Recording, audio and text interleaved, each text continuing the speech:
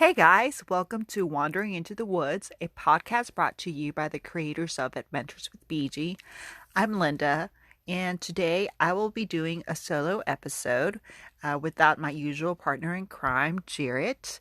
And to fit that theme of doing something solo, today I thought I would discuss with you something I've labeled as defensive traveling. Now, what do I mean by defensive traveling? I think of it as some precautions that you would take to make sure that you travel safely, particularly when you are by yourself. Now, my goal for this episode is to help you realize that you too can travel on your own. It is just a matter of preparing and doing a little bit of planning to make sure that you take the proper safety precautions to make sure that you have the best time out there on any trips you might take around the world or around your country. These tips will be general so that they help those of you who love planning every step of your trip, but they will also help those people that like to see where the wind blows. Before I go into the tips for solo travelers, I'd like to give you a little bit of my background so that way you have an idea of where I'm coming from and might be able to decide whether my tips are helpful for you. I have been traveling since I was a little girl with my parents and my sisters. We weren't particularly wealthy, but my parents made sure that we had enough family time to take long road trips, particularly across Mexico, throughout my childhood and teen years. And those are some of the best memories that I have. I got to see different architectural ruins. I got to visit historical sites. I got to visit museums. And it was such a wonderful experience just seeing different areas of Mexico that it gave me a thirst to see what was out there beyond Mexico and the United States. So in 2009, when I was a junior in college, I had the opportunity to study abroad, and I did so in Chile. From there, I visited Jared in Italy and followed up those trips with another 2 trips to Italy throughout the next couple of years. All of these trips were done by myself, and I must admit I was terrified, and I even broke down in tears at some point in some of them. But looking back, I am glad that I did it because the traveling there was the hardest step, and once I was there at my locations, I was able to relax and have a great time. And I will tell you how you too can do that. Now, the following tips are to be applied before you take off on your trip. Tip number 1, figure out your cell phone or satellite phone connection plan before you travel. Many companies already offer international texting for free or for reduced data prices for cell phones. But don't assume that your phone falls under any one of these plans because every company is different and has different contracts with different companies across the world. Call your cell phone company ahead of time to inform them of your travel, tell them where you will be traveling, and ask them for information on plans that can help you figure out what is the best plan you can buy, or if you don't need to buy a plan for your planned travel. Another thing you might want to consider is getting a satellite phone. They can be quite pricey, but in those situations where you are out in the wilderness, in which there is no cell phone tower that you can connect to, you might be really grateful to have a satellite phone with you. So consider that as well. And don't expect to rely solely on Wi-Fi. Many tourist locations nowadays do offer Wi-Fi, but it's not something that you can expect everywhere and that you can just take for granted.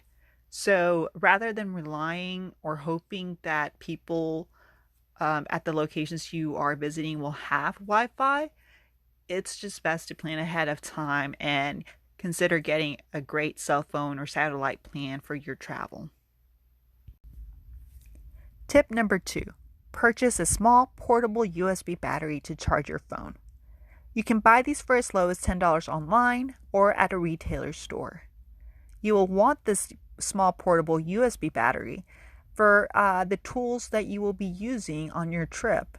If you are out touring the city, you would use this portable battery to recharge your phone or your camera throughout your day.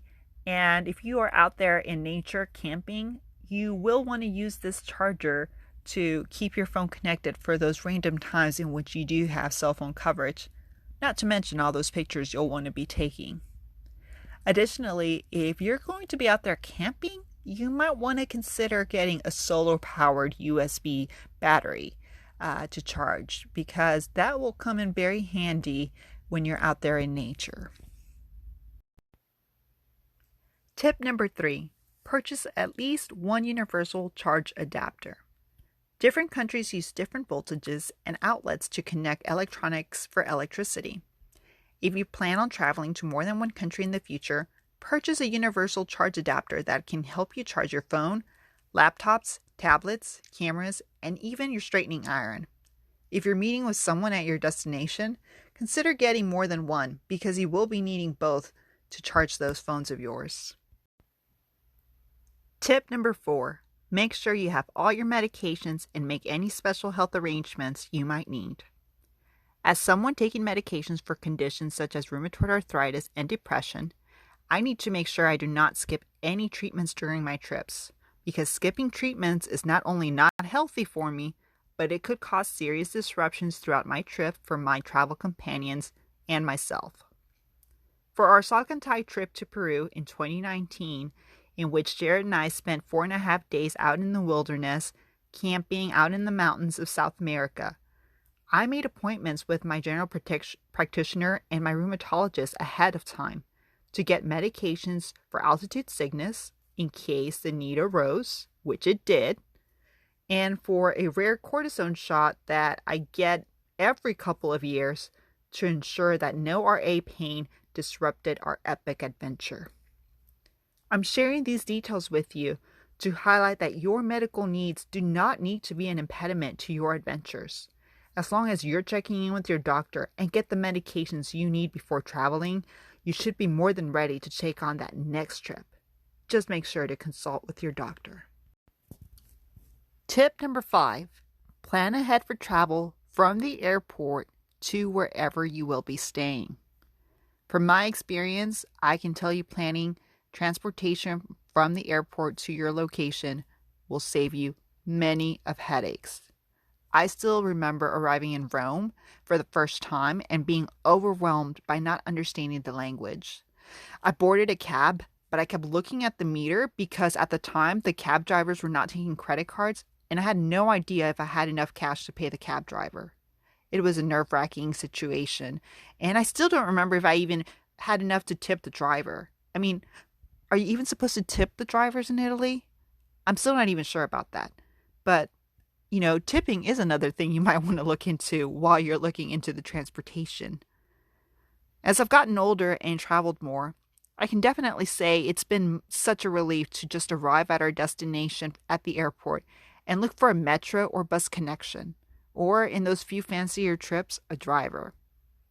As a true crime fan, I too often hear horror stories of travelers who took a sketchy form of transportation, either because they did not know the dangerous players that could be lurking out there, or because of language barriers. This has resulted in kidnappings, rapes, and disappearances that might have been prevented if preparations had been made ahead of time, especially when you're traveling by yourself.